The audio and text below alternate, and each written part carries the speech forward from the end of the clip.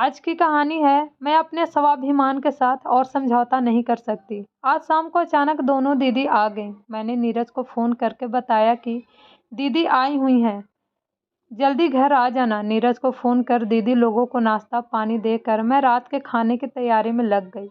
तभी नीरज भी आ गए। वो लोग आपस में बैठकर बातें कर रहे थे। तभी दोनों दीदी ने कहा, भाभी आप खाना तैयार रखो, हम अभी बड़े भैया के घर से होकर आते हैं। कोमल ने कहा, दीदी खाना तैयार है, खाना खाकर आराम से चले जाना, मैं जब तक सारा काम निपटा लूँगी। क्या भाभी, आपको तो बस अपने काम की पड़ी रहती है। अरे 2-4 दिन देर से काम कर लोगी और नहीं सोओगी तो क्या फ़र्क पड़ेगा, हम कहाँ रोज़ रोज़ आते हैं। तब नीरज ने कहा, दीदी कोमल सही कह रही है, खाना ठंडा हो जाएगा, पहले खाना खा लो। वैसे भी अब टाइम ज़्यादा हो रहा है, कल भैया के घर चले जाना। तू भी अब उसकी हाँ में हाँ मत मिला। अरे उसको पता चलेगा हम शाम की आई हुई हैं और अब तक नहीं आए तो उनको बुरा लगेगा ना। दोनों दीदी ने एक साथ कहा, हम अभी गए और अभी आए। यह कह दोनों बहनें हंसते हुए चली गईं। यह पहली बार नहीं है, कोमल की दोनों नंदों की हमेशा से यही आदत है। शाम को आएंगी और फिर गप्पे लड़ाती रहेंगी। जैसे ही खाना का टाइम हुआ, दोनों बड़े भैयों के मिलने की कह चली ती बनेंगी। शुरू शुरू में तो कोमल ने खाना नहीं बनाया। उसने सोचा खाना के समय वहाँ गई है तो खाना खा कर ही आएंगी। लेकिन देर रात तक आने के बाद दोनों ने साफ शब्दों में बोल दिया, कोमल खाना तो हम अपनी माँ के साथ ही खाएंगे। हाँ तुम्हें देर होती है तो सो जाया करो, हम बना लिया करेंगे। कोमल ने कहा, दीदी सोने की बात नहीं, आपको पता है ना अगले दिन मुझे ऑफिस भी जाना होता है और सभी तैयारियां करनी होती हैं। बस यही दिक्कत है और कुछ नहीं। अब तो कई सालों से कोमल को इन सब बातों की आदत पड़ गई थी। सासू माँ नहीं रही, फिर भी नंदों की वही आदत। अरे बड़ी भाभी ने तो खाने के लिए बहुत जोर दिया, लेकिन हमने कह दिया नीरज हमारा इंतज़ार कर रहा होगा इसलिए हम आ गए, वरना खाना दोनों ने बना दिया था। कोमल को पता था दोनों बहनें झूठ बोल रही हैं और वह कोमल को सुनाने के लिए सब बातें कहती हैं। एक दिन कोमल शाम के खाने के लिए तैयारी कर रही थी। उसकी बड़ी ननद आ गई। कोमल ने नमस्ते करते हुए कहा, दीदी आपने तो आने की कोई खबर भी नहीं दी। खबर क्या देनी थी, अपना ही तो घर है। चाय नाश्ता देने के बाद कोमल ने कहा, खाना भी तैयार है। यह सुनकर बोली, खाना तो मैं बड़े भैया के घर से आकर ही खाऊंगी, तुम्हें जल्दी है तो तुम लोग खा लो। ऐसी बात नहीं है दीदी, वह आज मेरा व्रत था ना तो सोचा पहले बड़ों को खिला दूं, उसके बाद ही।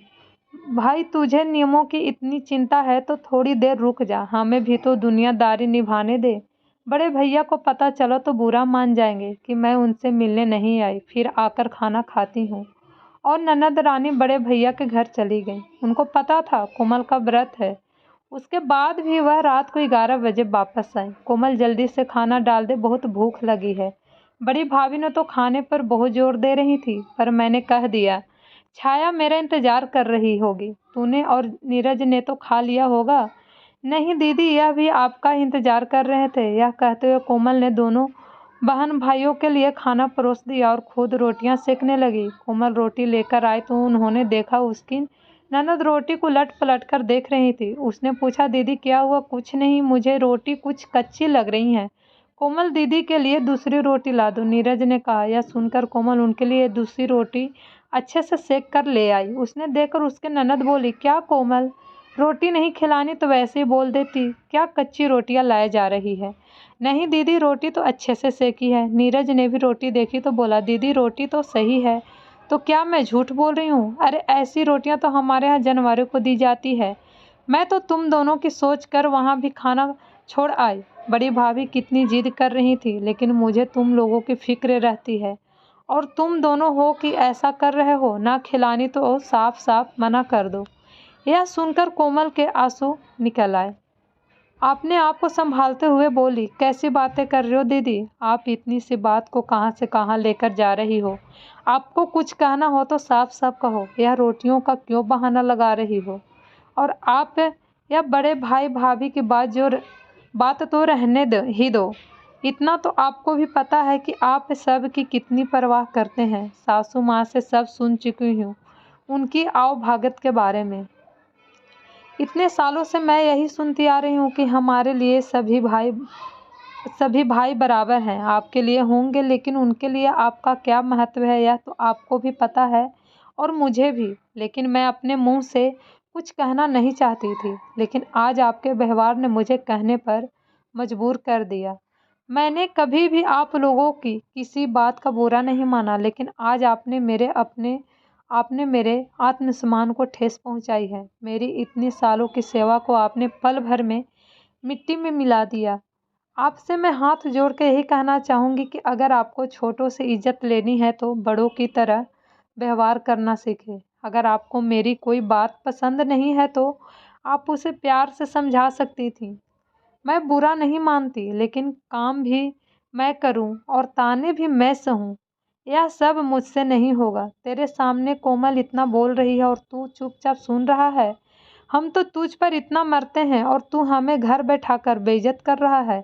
अगर कोमल ने अपनी बातों के लिए माफ़ी नहीं मांगी तो मैं फिर तेरी चौखट पर कभी नहीं चढ़ूंगी। दीदी, अगर कोमल गलत होती तो मैं एक बार नहीं 100 बार उसे माफ़ी मांगने के लिए कहता। आप मेरी बड़ी बहन हो, इज्जत करता हूँ आपकी, लेकिन इसका मतलब यह नहीं कि आपकी गलत बात को भी मैं सही कहूँ। यह भी मेरी पत्नी है और आज तक उसने पलटकर जवाब नहीं दिया। हर बात की एक सीमा होती है, उसका भी आत्मसम्मान है।